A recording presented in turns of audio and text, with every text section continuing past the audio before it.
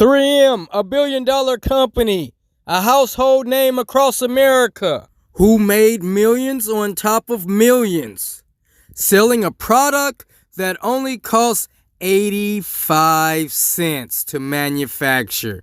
That's right, 85 cents. What type of product? Well, a defective product, I might as well say. A defective product that didn't protect the protectors of our beautiful world, the military men and women. Defective products with a design defect. The earplugs, the Combat Earplugs, the CAEV2 earplugs was too short to adequately protect U.S. service members from hearing damage. 2003 to 2015, 12 years, the CAEV2 Combat Earplugs was in circulation. And in the beginning, it was in circulation through Aearospace Technologies. They was the ones providing production of these earplugs. And these earplugs at that time, in the hands of Aearospace Technologies, worked. There was no defects that has arisen during the early production stages until 3M acquired the earplug business as a profit, bought Aearospace Technologies out, and 3M became the face of these combat earplugs, and 3M began to control the production and the manufacturing and the distribution of these earplugs. Military men and military women became the victims. 3M put servicemen and women at risk. 3M victimized the military men and women who wore these CAEV2 earplugs, these combat earplugs. They put the servicemen and women at risk of hearing damage, tinnitus, and all sorts of things that was associated with damaging of the ears from these earplugs. The earplugs could not insert properly. They could not nest properly inside the canal of the ear, which left the ear exposed to loud sounds, causing tinnitus and all sorts of hearing issues and hearing damage. 3M, the #1 company that took shortcuts to do what? To minimize safety. To do what? To maximize their profits. You're probably saying to yourself, how can $1 million or $1 billion company cause so much damage, cause so much catastrophe among who? The military, out of all people. The people that's here to serve and protect us all, the military. But you know what? 3M knew about these defects. They knew about the defects as early as year 2000. It wasn't no secret. They didn't do nothing to correct the damage that was caused. And they still haven't done anything to correct the damage that has been caused. They're dragging their feet. They also falsified test results. That's right, 3M falsified test results to continue the earplug business. 85 cents to manufacture, millions on top of millions that was made. So they falsified test results showing the earplugs met the federal required standard for hearing protection. How do recalls affect a company? A product recall is the process of retrieving and replacing defective goods for consumers. When a company issues a recall, the company or manufacturer absorbs the cost of replacing and fixing defective products, and for reimbursing affecting consumers when necessary. Has 3M meet these obligations? I don't think so. 3M has not met these obligations. If you feel that they did, let me know what your thoughts. Let me know what your thoughts right below. Tell me, how do you feel? Whether you disagree or if you agree. Who's responsible for these defective products? responsibility of defective products. These responsibilities generally lies on the manufacturer. The owner and seller would be held liable in court for a product that contains a flaw in their manufacture or design. These 3M lawsuit cases is out of control. 3M has not taken responsibility. Motion after motion, trial after a trial, appeal after appeal, and once again, cases went to trial and not one has been paid upon. 3M, what's going on? Can the victims of the military get reimbursed, get compensated for their hurt, their pain that they're going through in regards to these earplugs, these combat earplugs? We all know 3M has the funds to pay the earplug victims. What's taking so long? Again, bankruptcy defense, bankruptcy defense. In recent news, wait, hold on, wait a minute. Let me get up all in 3M business. There's no new news. There should be new news to report. New news is good. Positive news is what?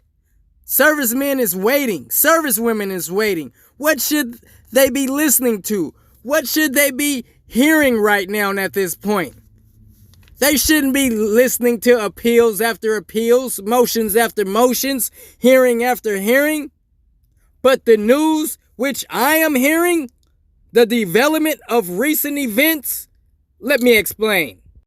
Roughly 2 weeks ago, 3M Company told a federal appeals court Indiana federal bankruptcy judge could have and should have followed any one of at least 3 distinct lines of reasoning to conclude that mass tort litigation over allegedly defective 3M Company military earplugs must be paused during the Chapter 11 bankruptcy of 3M's Aearospace Technologies LLC subsidiary. Instead, 3M argued to the counsel Paul Clement of Clement and Murphy, U.S. bankruptcy judge Jeffrey Graham of Indianapolis repeatedly veered off track last August when he ruled that tens of thousands of military veterans whose claims have been consolidated in multi-district litigation in Pensacola, Florida, can continue litigating against 3M despite Aearospace Technologies bankruptcy. There you have it, 3M pointing fingers back at the judge to create more delays. Let's keep reading. So 3M's opening brief at the 7th U.S. Circuit Court of Appeals asserted that Graham misread precedent, disregarded relevant facts, and applied an overly cramped interpretation of his own inherent authority to enjoin litigation against 3M.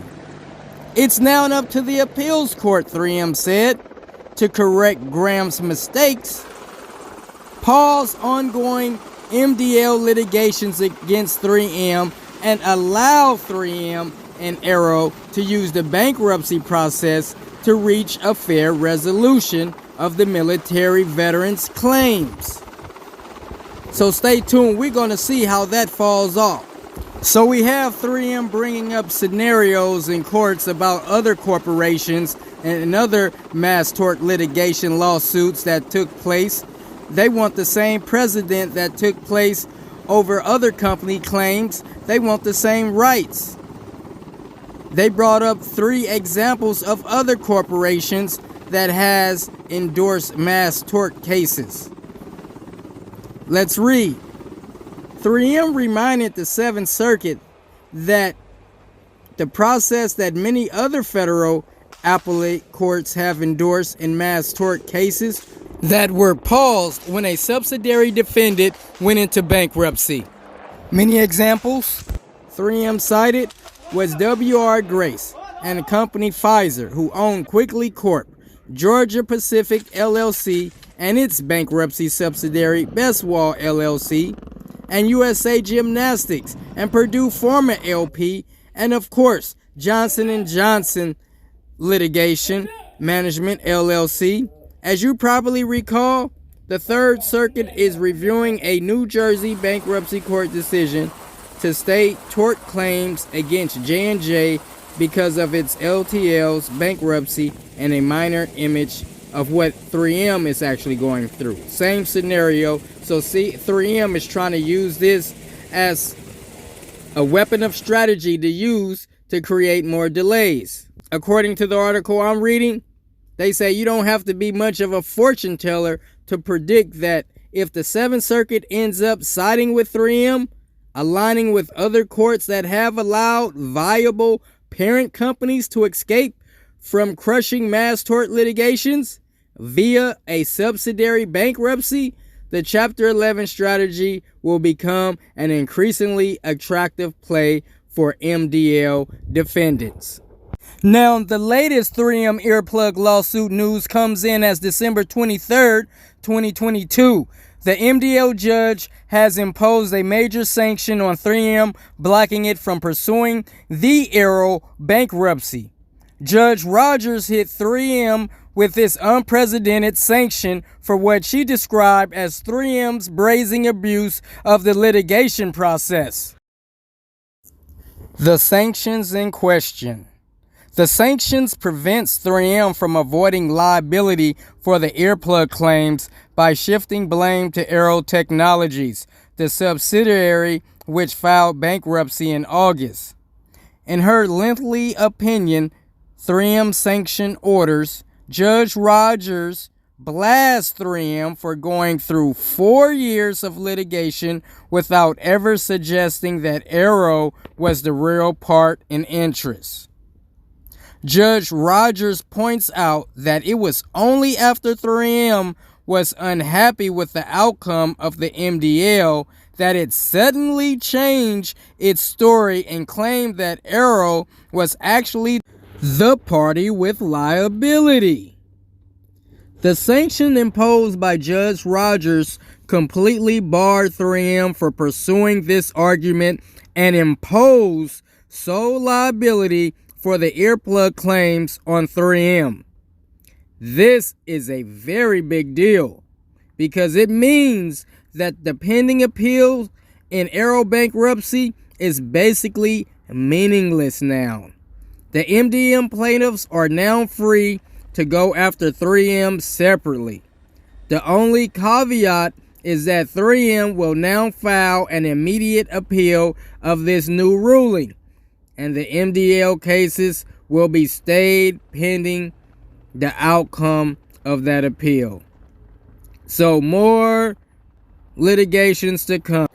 I want you guys to stay tuned as you usually do. Hit that like, that comment, and subscribe button. And I'll talk more in regards to this perhaps February 2023 when more trial dates, more Bellweather cases in the MDL are pending status.